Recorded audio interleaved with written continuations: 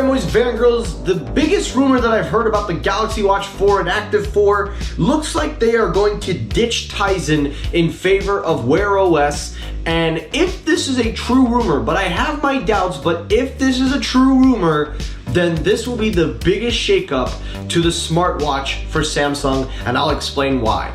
Also on today's episode, Apple's HomePods are still on sale even after being discontinued, and we now know why they're still available to purchase, because nobody's buying them. But if you want to know how bad it is, stay tuned. And lastly, Samsung and AMD's partnership is about to take in effect, and it looks like the first product they're going after is the M1 series chip from Apple. All of that on today's episode, so stay tuned.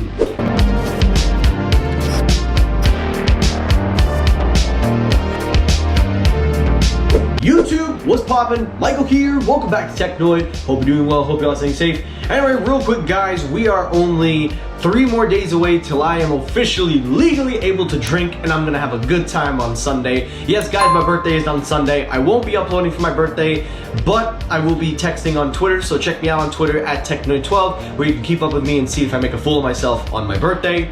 All that out of the way, let's get it going. So story number 1, the main story, the weirdest story that I've covered, but one that doesn't sound too far off, the Galaxy Watch 4 and Active 4. Now we know that Samsung makes a pretty decent wearable. They have some really good wearables, they have some really good products, and overall, they do a tremendous job. But the one thing that the wearables have lacked were third-party support, and also they run on Tizen. And for a while, and in the past, I did mention the possibility of them partnering with WearOS to bring the software to the watch. Well, I am happy to report that according to a couple of rumors and news outlets that are close with internal sources, it looks like Samsung is finally going to put WearOS on the watch, and it looks like we are going to finally see a new Samsung skinned One UI with WearOS. Now, let me just disclaim that this is a very early rumor, but this is coming from people that claim they have internal sources that are telling them the reasons behind the scenes. So take this with a grain of salt, but I am willing to bet some money on it. Whether it happens right now, I don't know. But according to the source and the rumor mill, it seems that the reason that Samsung is going in the route of WearOS is because not only is their partnership with Google going to give them more money, because as you know, Google did on record tell them they would give them a ton more money to ditch what they're doing and just use their stuff. So money is definitely a factor in this. But one of the biggest reasons is Tizen OS is very limited on third-party support. While Tizen is very customizable, it doesn't have that big oomph that Google has with WearOS. Now, whether or not you've used WearOS or not, I have actually used it in the past, and I think it's a very good solution. Now, if Google can make their own smartwatch, then we got somewhere to go. And of course, OnePlus has their watch out, but one of the most popular ones on the market is, of course, the Samsung Galaxy Watch Active 2. It is a fraction of the cost of what the Apple Watch charges. They give you almost the same amount of health features, although I would argue that Apple's is a little bit better, but they're still about in line. But overall, you get a really premium device, and you could get them in the premium Active 4 or the Active Wear or the Active, I think it was I forgot the model number, but whatever. The point is, these watches are bought by millions of people. These watches are the only watches that can truly compete. They are the only ones that can truly compete with the Apple Watch. And putting WearOS in this watch not only takes the watch further and steps it up, but now Google has more room to grow for WearOS software support, more added features with Samsung, but also it gets more wearables to Android users. Now, of course, you will be limited, as Samsung does limit what you can do with the wearable watch on an Android depending on your phone. Obviously, Galaxies will have a better experience, but overall, this is a great news, and I do hope it turns out to be true, because as much as I do like Tizen OS, I'm not gonna lie to you guys, at this point, Samsung needs to cave and admit when they're wrong. And let's be honest, Google Assistant on a Samsung watch, I think we all wanted to see that. So come on, Samsung, just for one time, let's ditch Tizen. No offense, Tizen, I love you, but come on. Google Assistant on a Samsung Galaxy Watch, that is going to be perfect. So let me hear your thoughts down below. Let me hear, do you think this is going to happen? And of course, what do you think of the possibilities of this happening? All right, story number 2, the Samsung Exynos and also AMD graphics chipset. Now, about 2 years ago and a year ago, I covered two stories talking about Samsung's partnership with AMD. They made a partnership to bring an advanced GPU chipset to smartphones, and they were going to take into effect with the next flagship. Well, it looks like they are going to finally activate that partnership, and they are going to take aim at the Apple M1 chipset. Now, according to Technetia, it says here that the Samsung Galaxy lineup is going to be expected to get a high power performance chipset with the power of a high performance Radeon graphics GPU, depending on how mobile it is.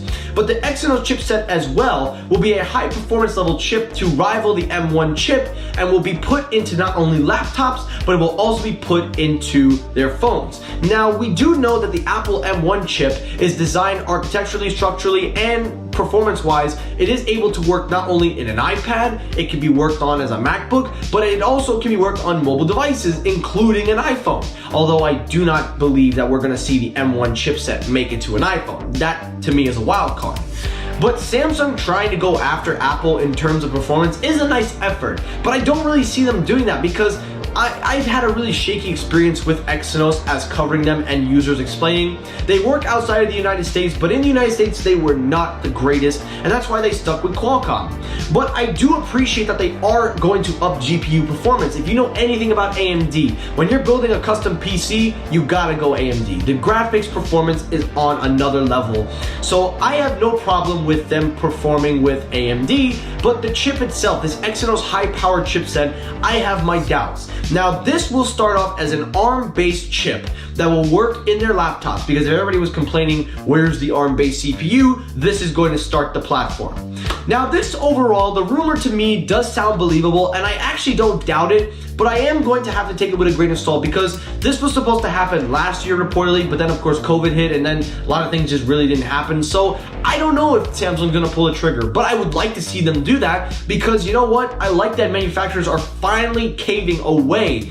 I like that they're finally doing their own thing, having more control in their ecosystem, but better optimization, better software releases. So to all you that said Google ditching Qualcomm's not a big thing, if Samsung ditches Qualcomm, then you start panicking. And last story, the HomePod. Now, I've already talked enough about the HomePod. We all know it's one of the most underperforming products that Apple has made, with a lot of potential it had, but it just was priced way out of the ballpark, and considering the time that it came out.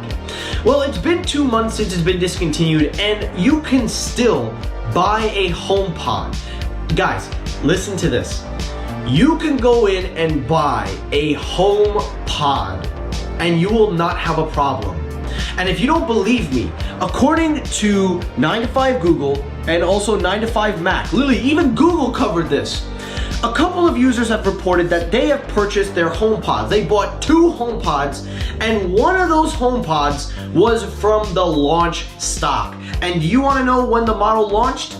May 6th, 2017. Now, of course, the HomePod was slated to be released in 2018, which we know it did get pushed to 2018, but this was part of the launch stock. The stock that they had ready when they were going to release the product, but then they saved it and pushed it to keep working on it.